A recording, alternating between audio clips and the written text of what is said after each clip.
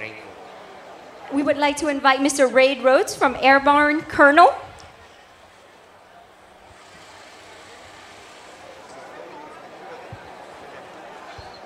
Xin chào quý vị.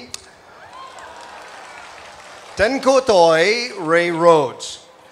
Trong 2 năm, tôi là cố vấn Mỹ của sư đoàn Nhảy Dù. Chiến tranh mùa đỏ.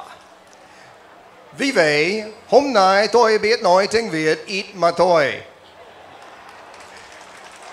Vì thế, tôi phải nói tiếng Mỹ. Xin lỗi quý vị. My sincere thanks for the privilege of participating in your Armed Forces Day observance. One could even say celebration, as we pay respect to the memories of those soldiers who gave their lives for freedom. With your indulgence, I would like to reflect for a few moments on what Armed Forces Day means to me, seen through the prism of the war with which I am most intimately familiar, the Vietnam War, and more specifically through the eyes of an airborne Ranger infantry officer.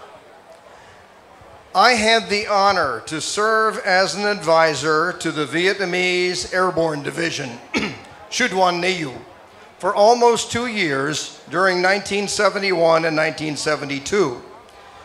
During that time, I had the opportunity to work with the 3rd and 6th Airborne Battalions, Sư đoàn 3, đoàn Sư đoàn 6, Nhảy Dù, and the 2nd Airborne Brigade, Lữ đoàn 2, Nhảy Dù, as a member of the Airborne Division Advisory Detachment, Military Assistance Command, Vietnam, or MACV as we called it, Team 162.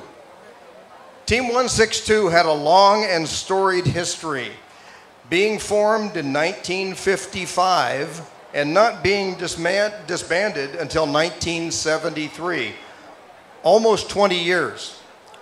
When I joined the team as a young captain, it consisted of about 30 officers and 60 non-commissioned officers. Morale within the detachment was extremely high.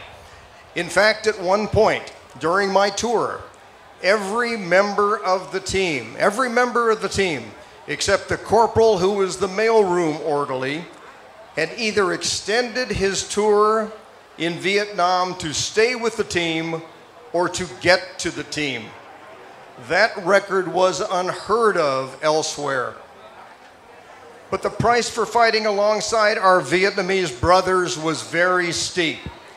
As you may know, there are over 58,000 names of fallen Americans on the Vietnam War wall in Washington, D.C. But you may not know that over 30 of those names were advisors to the Vietnamese Airborne. But you may ask yourself, why did these American airborne soldiers want to stay and continue to fight alongside their Vietnamese brothers? I would suggest there were 2 fundamental reasons. First, these brave Americans completely believed in the cause of liberty for which they were fighting. And second, but no less important, these advisors found the dedication, the courage, the bravery of the Vietnamese airborne soldiers to be world class. I, for one, can say without any reservation, that the Vietnamese airborne troopers with whom I fought were the best soldiers I served with during more than 2 decades on active duty. Please, in a similar vein, the new lives that many of the brave Vietnamese soldiers that we fought with, not only soldiers but sailors and airmen, many of you here today have forged in this country thousands of miles away from the shores of Vietnam. You have become solid, resilient, contributing members of our society, leaders in many disparate fields, such as medicine, law, and business. The Vietnamese American community continues to set the example for your fellow citizens by your devotion to family, community, and country. And nowhere is that more evident than here in Houston. Indeed, you are one of the bedrocks of our American society on the national, state, and local levels. In closing, let me thank you again for the privilege of joining you today. And I ask that we pause to remember the many brave soldiers, Americans, Vietnamese, and Vietnamese Americans, whose sacrifices have allowed us to enjoy the liberty in this country we so highly value. May God bless those valiant warriors, and may God continue to bless the United States of America. Come on, quý vị níu lòng. You're the only one I don't have to translate.